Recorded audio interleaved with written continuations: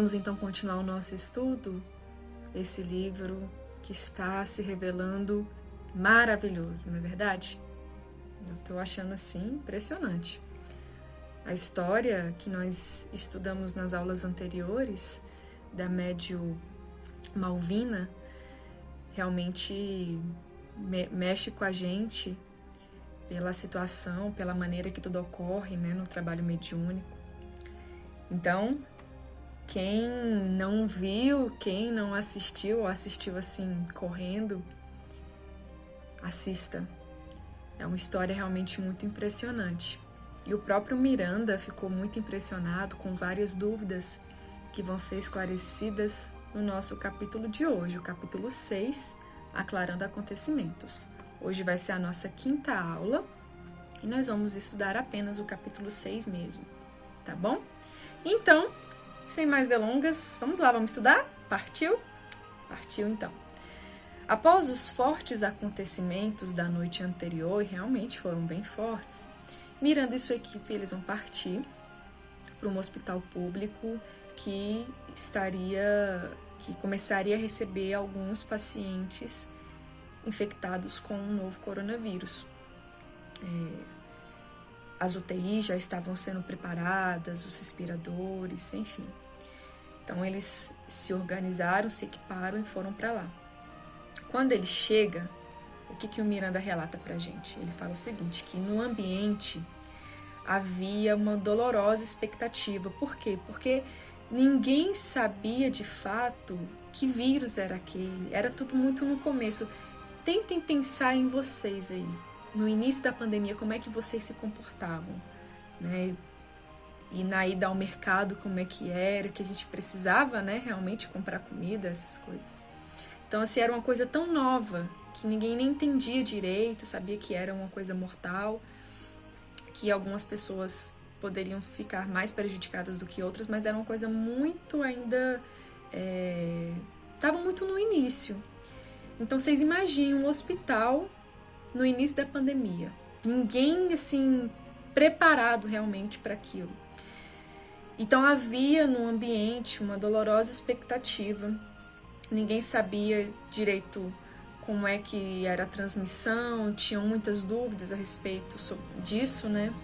Então, a preocupação inicialmente, o que Miranda observa, né? É que a preocupação era de separar os que estavam doentes, né? Os que estavam com suspeita de Covid dos demais pacientes ali no hospital. Isso gerou um certo transtorno, as pessoas se sentiram, poxa, eu não posso nem mais me misturar com os demais, então gerou uma grande tristeza, né? E alguma inconformação até. A movimentação era muito grande de encarnados e desencarnados, porque pra gente aqui foi uma grande novidade e para os desencarnados que estão aqui na nossa mesma faixa vibratória, para eles foi uma grande novidade também, né? A gente pega um espírito como o Spinelli, por exemplo, que é o instrutor do Miranda. Ele já estava muito bem esclarecido, já tinha sido informado pelas autoridades espirituais superiores do que estava acontecendo. Então, ele tinha um esclarecimento, ele sabia o que estava acontecendo, mas muitos desencarnados não sabiam, né? Porque a gente tem a impressão de que quando a gente desencarna, a gente fica ciente de tudo, a gente sabe de tudo, e não é bem assim. A gente muda de dimensão, mas os nossos conhecimentos são os mesmos, né? As nossas expectativas. Então, muitos desencarnados não sabiam direito o que estava acontecendo, que pandemia era essa, será que os seus familiares iam ser atingidos? Então, nos hospitais, nesse hospital que Miranda estava, tinha uma movimentação grande de encarnados que queriam saber notícias dos seus familiares e de desencarnados que também queriam saber de notícia dos seus familiares, que queriam saber dos resultados dos exames e tudo mais. Então, vocês imaginem o que estava acontecendo ali. Essa movimentação intensa de ambos os lados da vida.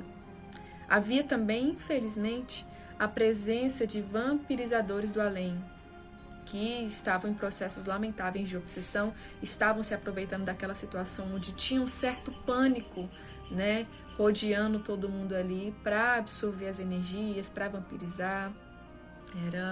E aqueles que estavam em vigilantes, né, doentes ou não, sofriam a ação desses espíritos. Antes de iniciar os trabalhos, a equipe comandada pelo Spinelli se reúne na sala do diretor do hospital para poder orar. Eles fazem uma prece e essa prece vai se estendendo por todo o ambiente hospitalar. E depois disso eles iniciam seus trabalhos. A primeira parte do trabalho era acompanhar uma técnica de enfermagem que estava com alguns resultados nas mãos. Ela tinha resultados a respeito disso, né, da Covid. E ela vai até o diretor do hospital para entregar. Ela está com um aspecto muito de preocupada realmente.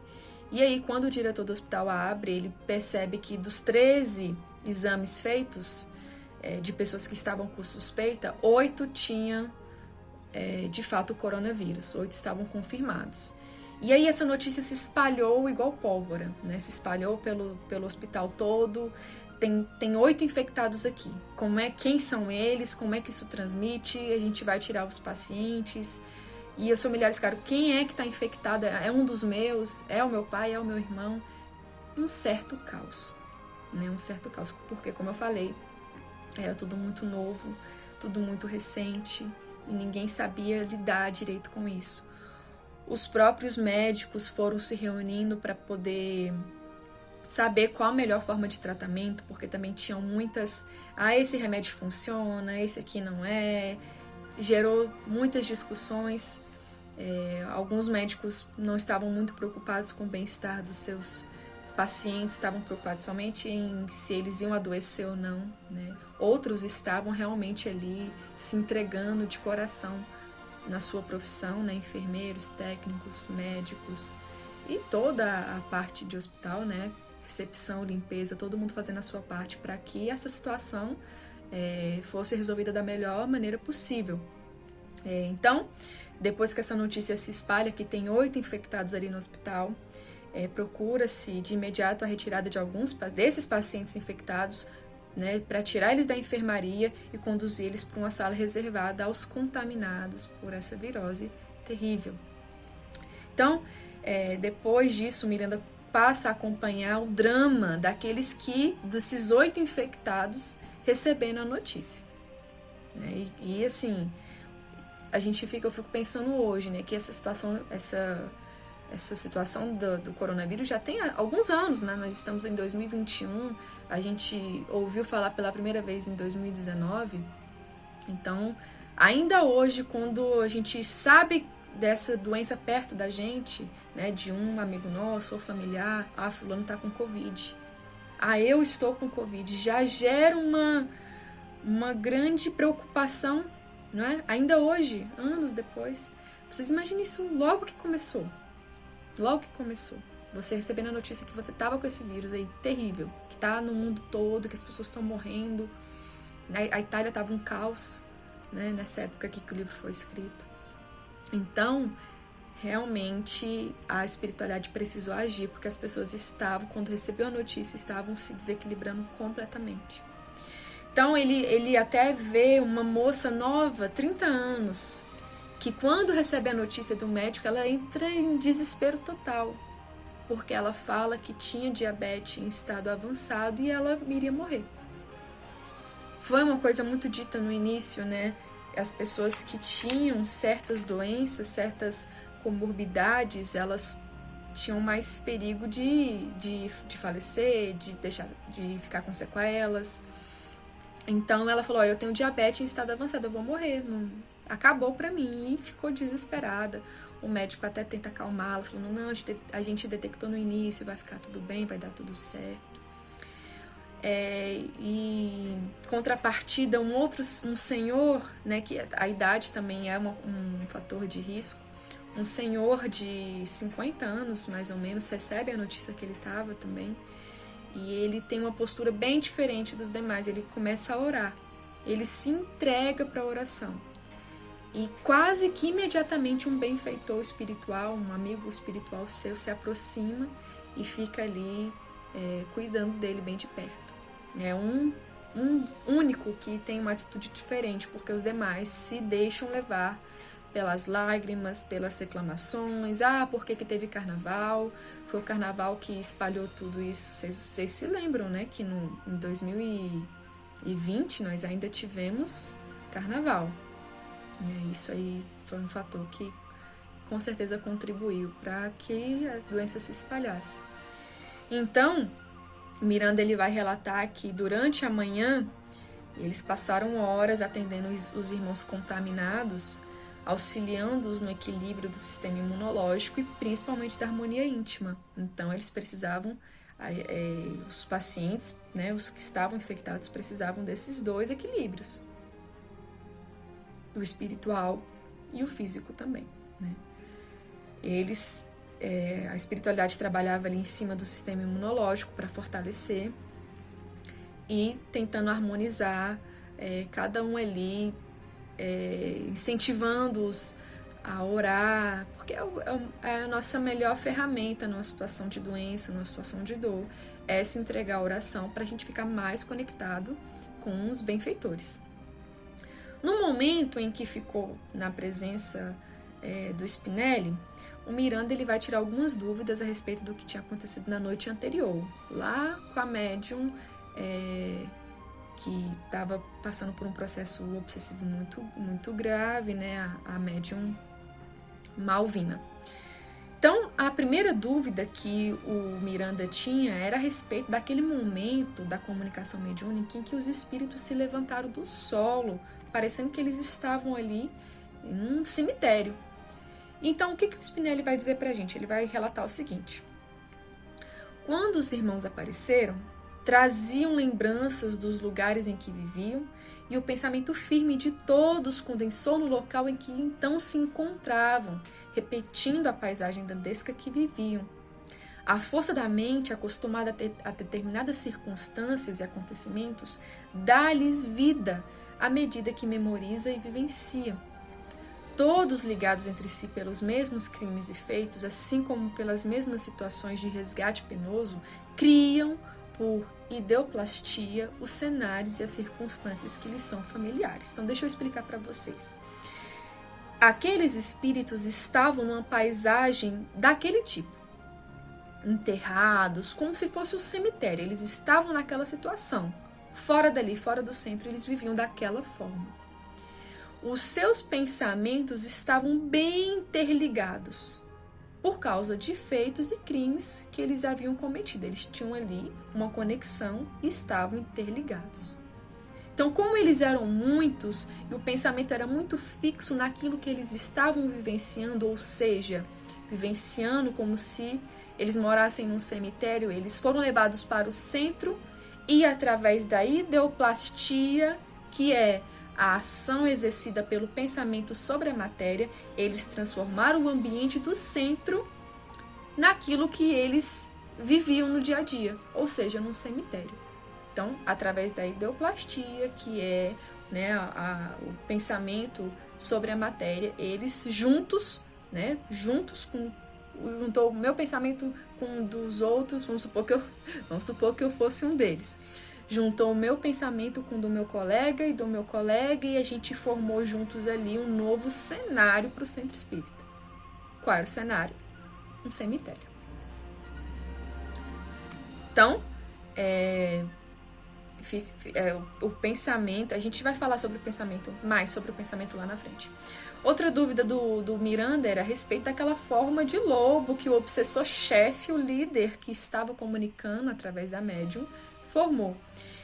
E aí, o Spinelli vai explicar que aquela forma era como ele se sentia verdadeiramente. No decorrer dos anos, ele colocou na cabeça dele que ele era um lobo, que ele queria vingança, e aí ele se transformou num lobo. Porém, ele conseguia assumir a forma humana quando lhe era conveniente, para tentar disfarçar. Então, enquanto ele se comunicava, né, tentando disfarçar essa situação, como se ele fosse senhor de si completamente, ele usou a forma humana da sua última existência, né, onde ele havia sido escravo da médium. Mas quando ele foi relembrando a história que tinha acontecido entre eles dois, contando o que tinha acontecido na Batalha de Lepanto, ele se mostrou, ele não conseguiu se conter, e ele se mostrou, ele se revelou como ele se sentia de verdade. Então ele era um lobo. Então ele se mostrou nessa forma lupina que ele tinha construído através dos anos, dado aos seus pensamentos de vingança. Então, sobre o pensamento, né, o Spinelli vai dar alguns esclarecimentos muito interessantes para a gente. Ele vai dizer o seguinte: o pensamento é a fonte, é sempre a fonte e a sede das construções do ser sob qualquer aspecto considerado. Tudo quanto se pensa de acordo com a intensidade mental da ideia adquire forma e vida. Tudo que a gente pensa, olhem só, de acordo com a intensidade do pensamento, ou seja, é um pensamento forte, é um pensamento fixo. Todo dia eu penso nisso, toda hora eu estou pensando nisso. Em algum plano, em alguma dimensão, esse nosso pensamento insistente, ele cria forma, ele cria vida. Olha só o cuidado que nós temos que ter com os nossos pensamentos. As incontáveis construções mentais espalham-se por toda parte, gerando formas, pensamento e até mesmo regiões específicas nas regiões inferiores. Olha só isso, gente. Olha só. Então, meu pensamento negativo vai se juntar com o pensamento negativo do colega e do outro colega, e eles vão se juntar porque tem toda uma afinidade, né? Se forem pensamentos assim parecidos, vão se juntar pelas leis da afinidade e podem até construir locais em regiões inferiores. Locais. Os nossos pensamentos, né? Eles geram, os nossos pensamentos negativos geram até larvas mentais que podem causar doenças físicas em nós. E a gente vai ver no livro de André Luiz,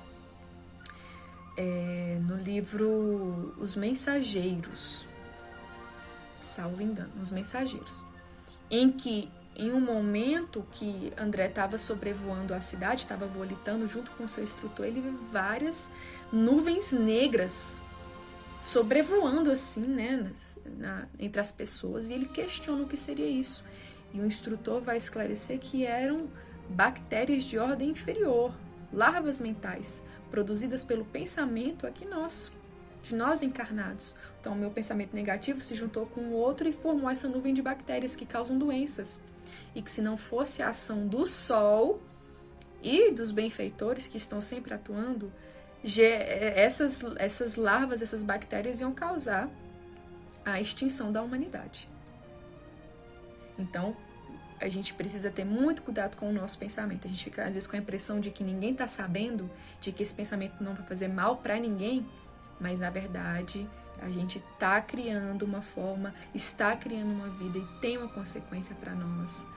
Com certeza, quando esse pensamento é ruim, uma consequência é grave. O Kardec, né, o próprio Kardec, ele pergunta aos espíritos sobre essa questão dos nossos pensamentos, sobre a influência até que os espíritos têm sobre os nossos pensamentos. E aí a Maíse Braga, que é uma palestrante espírita incrível, ela, numa palestra dela, logo no início, ela vai tratar sobre isso. E eu vou botar o videozinho aqui para vocês verem. A maneira que ela fala é uma maneira muito dinâmica, muito didática e vai ficar mais fácil para entender. Então, com vocês aí, Maíse Braga.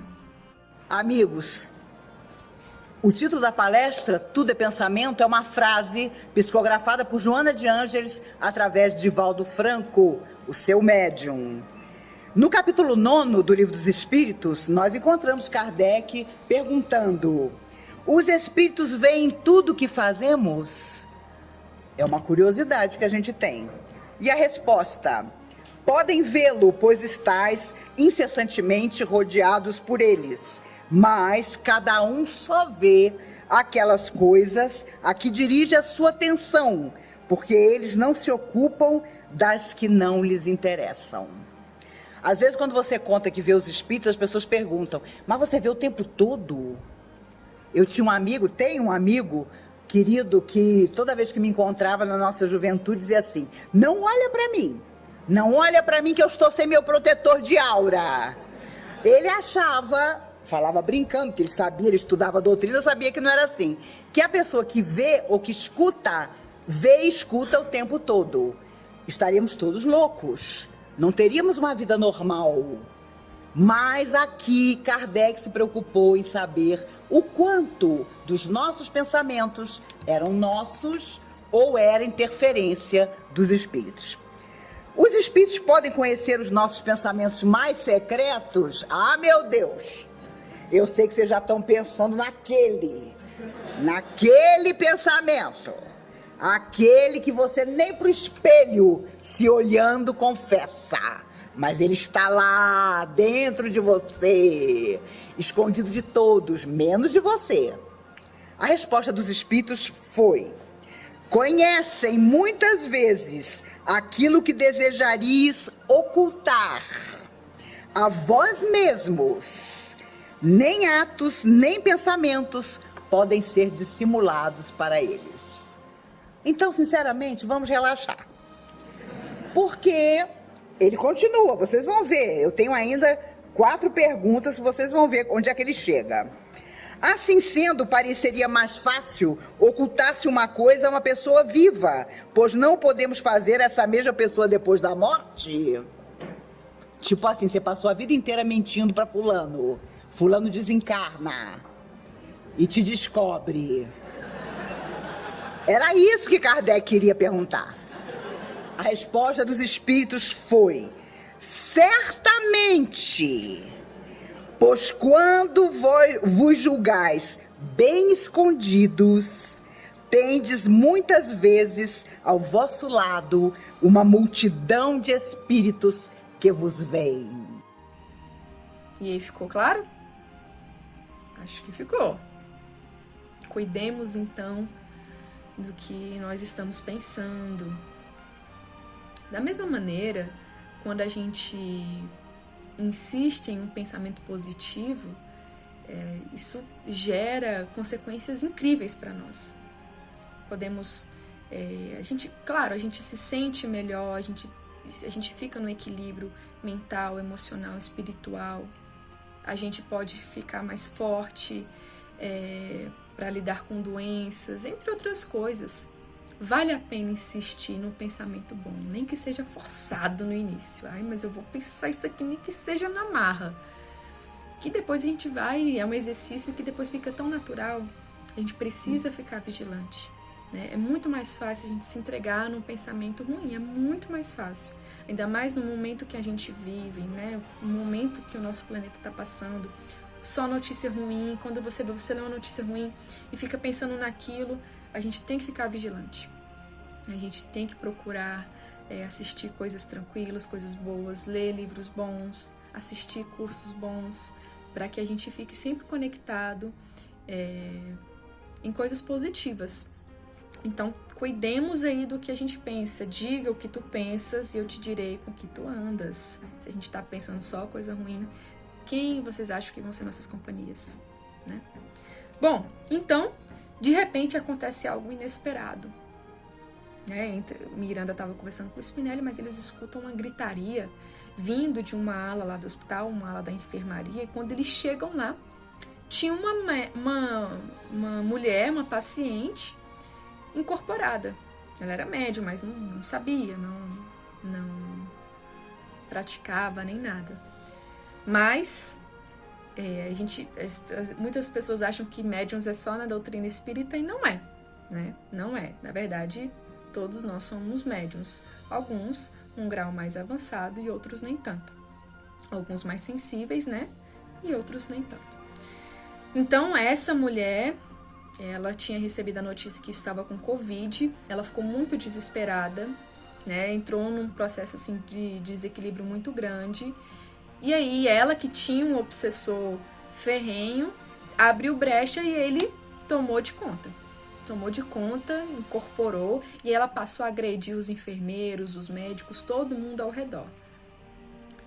Isso aqui é uma cena que aconteceu, Miranda está relatando. Vocês imaginem aí ao redor do nosso planeta. Vamos pensar aqui no nosso país, aqui no Brasil. Quantas pessoas médiums, sem saber nem o que é isso direito, com seus obsessores, recebendo a notícia que estão doentes, se desequilibrando e incorporando. Gente, isso com certeza aconteceu demais. Demais. Eu acho que o ambiente no hospital deve ter ficado um verdadeiro caos espiritual aqui também. E o livro traz essa confirmação, né? E aí, o que os médicos fazem? Aplicam uma dose de calmante, aí ela é colocada para dormir, a espiritualidade vem tentando afastar ali o obsessor para que a coisa voltasse aí aos trilhos. Continuando o drama, Miranda sai daquela ala e vai para a UTI, e logo no corredor, já tinha gente no corredor, porque os leitos iam ficando cada vez mais cheios, cada vez mais pessoas chegando, né, doentes. E um senhor que estava no corredor da UTI começa a ficar sem ar. Era como se ele se afogasse em terra firme. Gente, deve ser desesperador, né? Deve ser desesperador. Então, seus olhos vão ficando arregalados, vão saindo da órbita, e ele não tinha jeito, a morte estava iminente. Ao se aproximar do cadáver, porque ele realmente ele desencarna, o Spinelli vê que ele tinha sido um fumante, então seu pulmão estava todo destruído. E a gente sabe que o coronavírus, ele ataca principalmente os pulmões.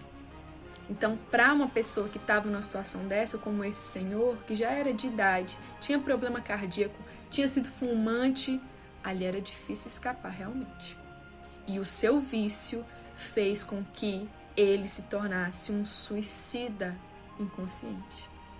Morreu de coronavírus, mas chegou do lado de lá como suicida, porque o seu vício, os seus maus hábitos contribuíram e muito, foram, né, de fato, muito relevantes para que ele desencarnasse assim, sem recurso quase da medicina para auxiliá-lo. Então ele mal se desligara do corpo quando os vampiros chegaram para sugar o fluido vital que fica ainda, né, no corpo, e tirar ele dali e fazer o que queriam. Então o pesadelo daquele senhor havia apenas começado. Então o que ele tinha feito? Né? Entre outras coisas, claro, mas o Spinelli vai destacar aqui o vício. O vício, no caso, no cigarro. Para ele, às vezes, não era nada demais, né? Não, eu fumo aqui, mas não estou fazendo mal para ninguém. Mas contribuiu para que ele desencarnasse antes do tempo. Talvez se ele tivesse outros hábitos, ele iria pegar o coronavírus, mas não ia desencarnar. Mas, como a sua vida tinha sido dessa forma, como de uma pessoa viciada, ele acabou com o seu organismo físico, o seu pulmão não tinha mais força para nada, e aí ele chegou do lado de lá como suicida, e o seu pesadelo estava apenas começando. Então os vícios são terríveis, né? Todo tipo de vício, o cigarro, o álcool, os maus pensamentos, né? Desequilíbrios sexuais, falar mal das pessoas, né? Você ter esse vício. Então tudo isso é prejudicial e a gente precisa cortar, porque eles são grandes adversários nossos, os vícios. Um outro senhor chega em estado grave, né? Gente, a UTI estava um caos. Estava um verdadeiro caos. E esse senhor que estava sentindo, já estava também com falta de ar, estava sabendo que a sua hora estava chegando. Ele estava rodeado de obsessores, de inimigos espirituais realmente dele. E que estavam querendo que ele morresse logo, queriam pegar e ia fazer com ele tudo o que eles queriam. Ele estava sentindo que a hora dele estava chegando, e como ele não tinha tido uma preparação para a morte, como ele havia levado uma vida assim, sem se espiritualizar, sem Deus, sem nada, a consciência dele estava pesando, ele estava com medo de morrer. Ele estava com medo de morrer. Ele sabia das coisas que ele tinha feito e que talvez tivesse alguma consequência. Então, nesse momento, o Miranda vai trazer alguns esclarecimentos a respeito disso, né, do momento da desencarnação, e vale a pena trazer aqui para vocês. Olha o que ele diz. A desencarnação deve ser um momento de serenidade, a fim de que a ruptura dos liames que vinculam o espírito à matéria seja suave, diluindo-se pela falta de fluido vital que mantém a existência orgânica. Então, ter pânico, ficar desesperado com o momento da morte, só atrapalha esse processo. Quanto mais sereno a gente ficar, mais a coisa vai acontecer naturalmente. Agora imagine, ficar sereno na hora de morrer. Gente, é difícil. Não é fácil, não. Não é fácil. Poucas pessoas estão preparadas para isso. Lá no livro Obreiros da Vida Eterna, de André Luiz, nós vamos ver vários casos de pessoas passando por esse processo, justamente o processo de desencarnar. Cada um reage de um jeito. Tem uns que ficam tranquilos, outros ficam desesperados. É muito interessante. Quem quiser, né, vale a pena acompanhar.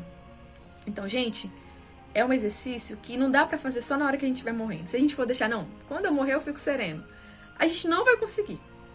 Então, a gente tem que ir se preparando desde agora, né? Não. Vai chegar um momento em que eu vou desencarnar. Né? E aí? O que eu quero deixar? O que eu estou levando na minha mala espiritual? Quais são os valores?